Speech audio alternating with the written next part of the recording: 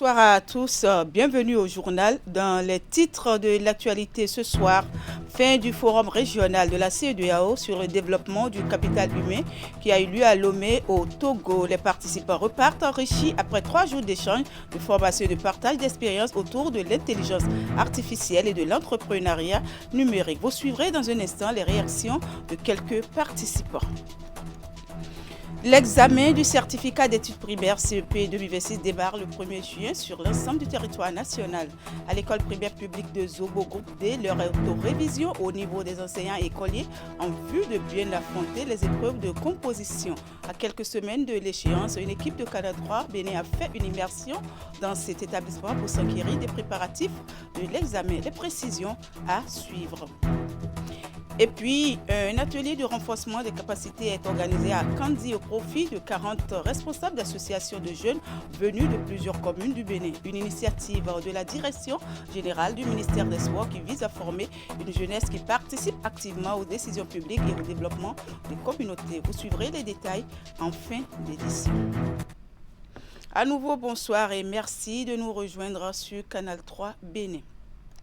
Je l'annonçais en titre, après 3 jours d'échanges, de formation et de partage d'expériences autour de l'intelligence artificielle et de l'entrepreneuriat numérique, les participants au forum régional de la CEDEAO sur le développement du capital humain repartent enrichis et davantage conscients des opportunités qu'offre le numérique. La rencontre a eu lieu à Lomé, la capitale togolaise. Étudiants, jeunes diplômés et entrepreneurs saluent l'initiative de la CEDEAO et mettent en avant les connaissances acquises, les rencontres réalisées ainsi que les perspectives qu'ouvre l'intelligence artificielle pour l'avenir de la jeunesse ouest africaine. Voici quelques-unes de leurs réactions recueillies par Idrissou Boukari.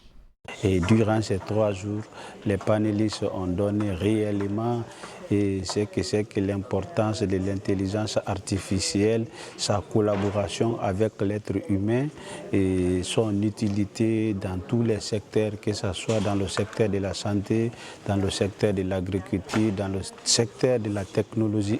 Il faut se dire vrai que les panélistes ont été à la hauteur, ils ont donné des enseignements fructueux, ils ont prouvé aux autres jeunes qui ne sont pas dans l'utilisation de l'intelligence artificielle d'adapter cet outil dans tout ce qu'ils font dans leur secteur d'activité. Over the past 3 days, one of the major things that have captivated me was data science Nigeria. And the level of work they do, focusing more on the ground up approaches to AI development integration into West African policy, focusing more on digital infrastructure and digital sovereignty. So focusing on those portions, those were the few things that I gathered over the course of the 3 days and that I'm taking back home to focus more on data policy, data regulation, and a lot of things. How do we have integrated efforts across the sub-region? On voit que la CEDEAO prend la menace de l'IA au sérieux. Quand je parle de menace, je parle beaucoup plus de la menace que cela constitue de rester à la marge des innovations en termes d'intelligence artificielle. Et durant ces 3 jours de discussion, je pense que plusieurs décisions importantes pourraient être prises dans les mois, dans les semaines, dans les mois à venir. Par exemple, j'ai déjà entendu parler de la création probable d'un fonds d'intelligence artificielle CEDEAO pour accompagner les jeunes, pour les former et les outiller, parce que actuellement l'intelligence artificielle ne vient pas, elle est déjà là, elle est déjà dans nos réalités, elle est déjà dans notre quotidien. Au chapitre éducation, l'heure est à la révision à l'école primaire publique de Zobo Groupe D. Alors que le 1er juin, jour de lancement officiel des épreuves de l'examen du certificat d'études primaires session de 2026 approche à grands pas, enseignants et écoliers se sont lancés dans d'intenses révisions. Ceci pour permettre aux candidats d'affronter les épreuves avec sérénité. À quelques semaines de l'échéance, une équipe de Canal 3 Bénin a fait une immersion dans cet établissement pour voir comment se prépare l'examen. Voici les précisions avec Ingrid Day et Elvis Tonoukouen. Quel est le point qui permet de soulever facilement la charge? Ici. Oui. Le point C. C'est le point C. Pourquoi le point C? Ce Ce sont les épreuves d'éducation scientifique et technologique qui occupent les candidats au certificat d'études primaires ce mercredi matin. À l'école primaire publique de Zobodé, enseignants et écoliers unissent leurs efforts. L'objectif, aborder les épreuves du CEP avec une assurance totale. Actuellement, on fait les révisions des cours qu'on avait fait avant et on traite des épreuves. J'ai des difficultés en entité. Je vais bien apprendre mes leçons de grammaire, d'orthographe et de conjugaison. À la maison, c'est moi-même qui révise les cours. Et à l'école, le directeur nous aide à réviser, à traiter les épreuves. Je suis prête à traiter les épreuves le jour des examens. Ils sont 56 candidats, dont 22 filles, à participer à ces séances de révision intense à l'école primaire publique de Zobodé.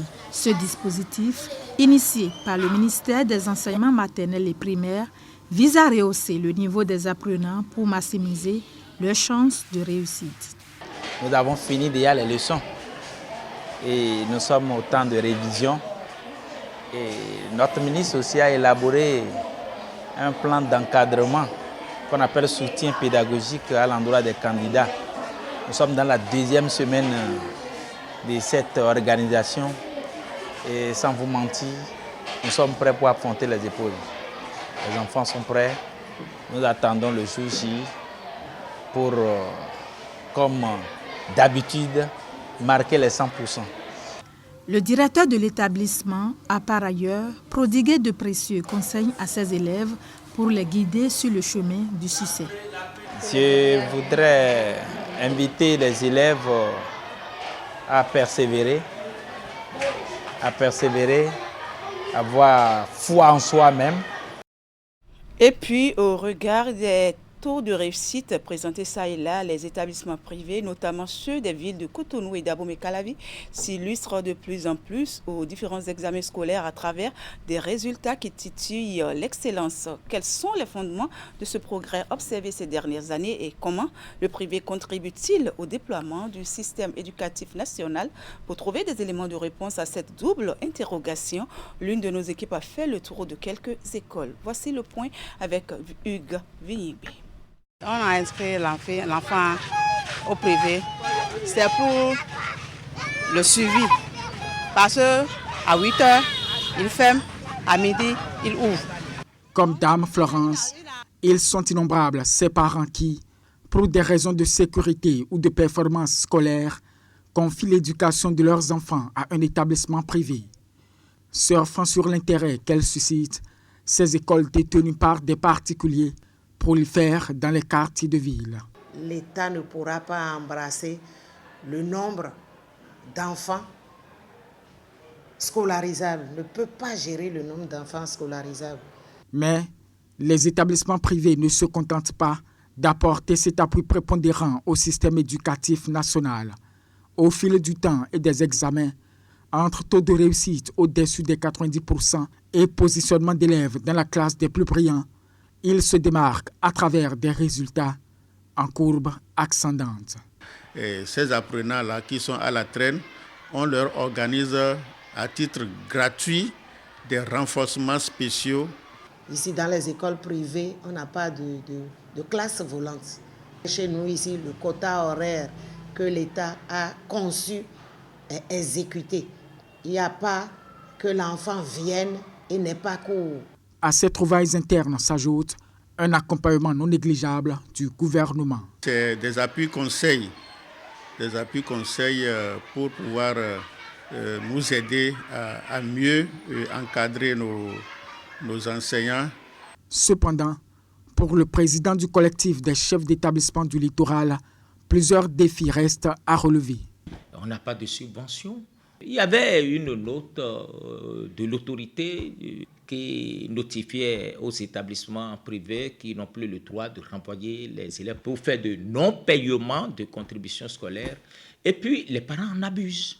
Un enseignant, il est illégal. Mais quand vous venez, vous parlez, charabia, devant les élèves, comment on peut vous prendre au sérieux? Donc, les taux de réussite nationaux au CEP, au BEPC et au baccalauréat 2025 sont respectivement de 89,81%, 77,25% et 73,02%. En bref et en image à présent, cérémonie de remise de 16 véhicules au gouvernement du Bénin dans le cadre du programme Weziza Éduque, une initiative du gouvernement financée par le Partenariat mondial pour l'éducation PME avec l'UNICEF comme agent partenaire. Il est planifié pour l'amélioration des interventions d'encadrement et de contrôle pédagogique dans les établissements scolaires à travers le renforcement des capacités matérielles des circonscriptions scolaires CS et des circonscriptions d'inspection pédagogique CIP. Les clés des 16 véhicules ont été officiellement remises mardi dernier dans l'enceinte de la cité ministérielle au ministre des Enseignements maternels et primaires sur un total de 27 véhicules prévus par le programme. Vous suivrez les détails dans nos prochaines éditions. Autre actualité maintenant, à quelques jours de la cérémonie de passation de pouvoir au sommet de l'État béninois, l'heure est au bilan et aux attentes. Dans plusieurs localités du Septentrion, des citoyens saluent les réalisations du président Patrice Talon au cours de ces 10 dernières années de gouvernance, notamment dans les domaines des infrastructures, de l'eau, de l'électricité et de l'agriculture. Mais au-delà des acquis, les regards sont désormais tournés vers le président élu Romuald Wadayi, de qui les populations attendent la poursuite des réformes et de nouvelles réponses aux préoccupations sociales et économiques. Suivez les propos recueillis par Epiphane Chabi et Socrate à Dantodé. De réformes courageuses, audacieuses. Au début, il était l'incompris. Il était l'incompris de tout le monde, mais lui seul savait ce en quoi il croyait et il avançait. Au fur et à mesure, avant la fin du premier mandat, les gens commençaient par le comprendre. À la fin, il est porté en triomphe. Et il nous donne le bel exemple d'une personne que quand on a une conviction, quand on a une vision, il faut croire en sa vision. Il faut avoir des convictions fortes pour des choses nobles. Le président élu, Romuald Wadayi, a déjà annoncé les grandes couleurs dans son projet de société pour Parakou. On a parlé du CHIP à Parakou, Centre hospitalier et international de Parakou, qui sera une réalité, à l'image du CHIC à Calavi. Il a aussi annoncé l'aménagement en profondeur de l'aéroport international de Tourou. Beaucoup d'autres projets novateurs et nous l'attendons sur le terrain pour inaugurer les tout premiers projets pour la ville de Parakou. Je tiens à le féliciter et vraiment, ce qu'il a pu réaliser dans 10 ans, on sent que réellement, moi j'ai suivi Wadayi, c'est par rapport à la continuité avec les réalisations que M. Patrice Talon a pu faire. On sent en Wadayi qu'il peut faire mieux que ça. Ils n'ont qu'à tout faire pour nous créer un centre social qui va prendre en charge ceux qui sont venus par un accident, un cas urgent comme ça là. S'il peut s'entendre avec le Niger, l'ouverture de la frontière là, ça peut aussi nous aider aussi. Et aussi laisser aussi les opérateurs économiques. Il faut les laisser, nos cas les laisser rentrer.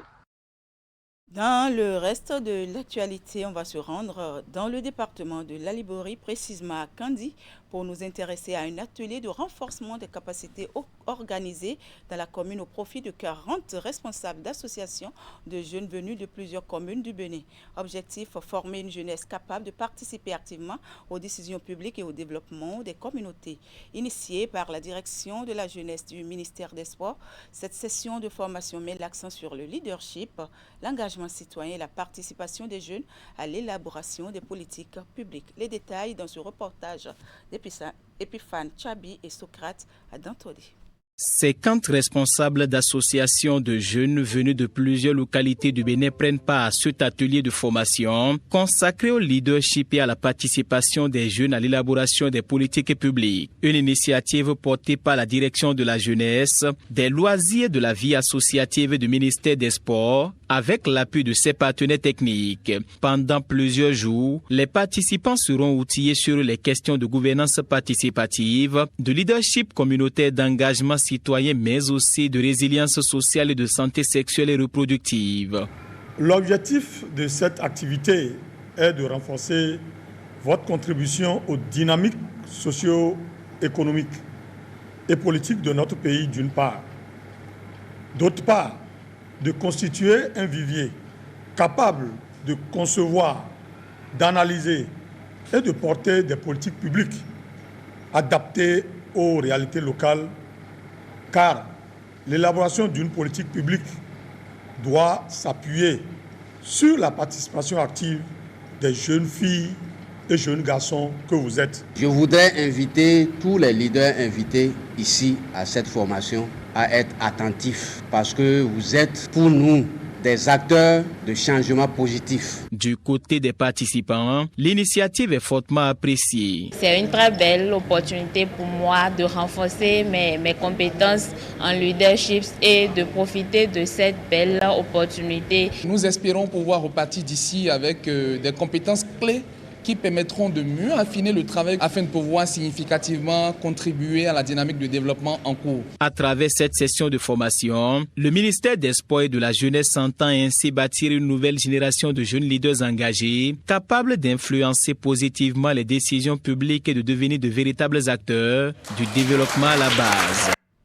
De Kandi, descendons dans le département du Borgo et précisément à Ndali, où les autorités communales, les partenaires techniques et financiers, les acteurs du système éducatif se sont mobilisés autour d'un même objectif, renforcer les compétences professionnels des jeunes à travers les apprentissages en langue nationale. La commune a accueilli mercredi dernier le lancement officiel de la phase 3 du programme d'appui à la gestion du développement des compétences professionnelles par les apprentissages en langue nationale, PAGEDA 3.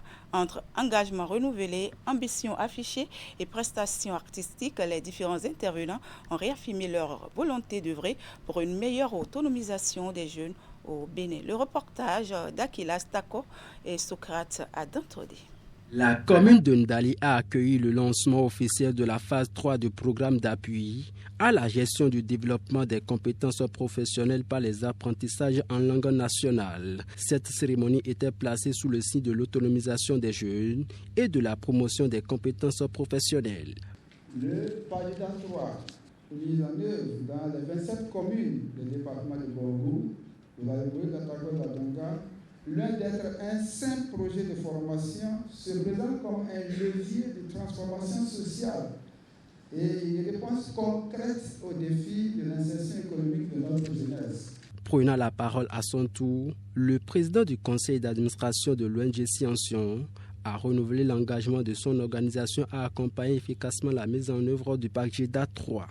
Votre confiance envers l'expertise locale et spécifiquement envers l'ONG Sciences de développement communautaire nous honore et nous oblige à nous appliquer davantage.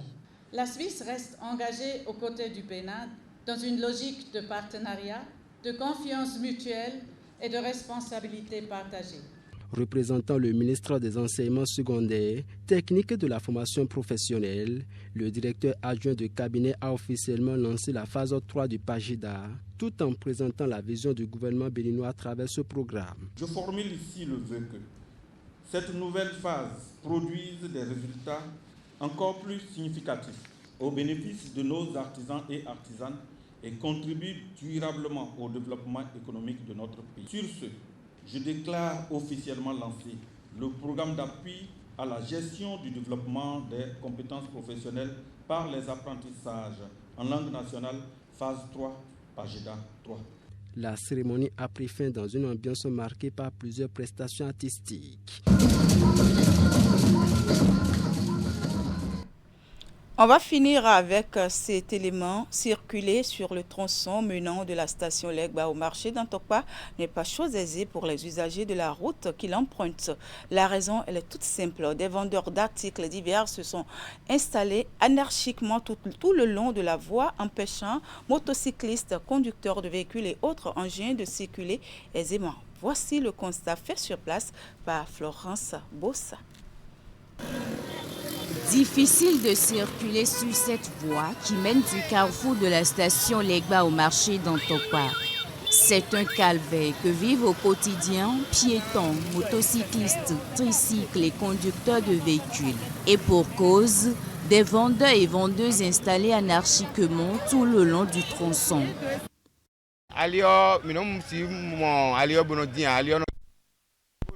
C'est un combo de mélange si bon mélange dion. Elle est un gandhi. Mais il y a des gens qui ont fait mais non c'est dian. Les non tu bonnes. Allez on dit de bois pas faire on dit de bois. Donc mais de là il tolère qu'on ont. Allez on dian. Et à quel fio. Et non peut nous mais des quelqu'un là quand moto nous là. Nous essayer ba moyen na ba allez on a gros gan là. Kabi mais là ça le bout perdre na yo. Au dire des usagers de la route, cette situation cause de sérieux désagréments. Si les motos veulent passer, c'est difficilement on passe. Même pour leur vie aussi, c'est risqué. Parce que s'il y a moins de gestes là pour les camions, bien les voitures, on ne saurait le dire. C'est dangereux. Mais on ne peut pas aussi les condamner parce que chacun cherche ce qu'il va manger. Les usagers appellent les autorités à agir pour permettre une fluidité de la circulation sur cette voie.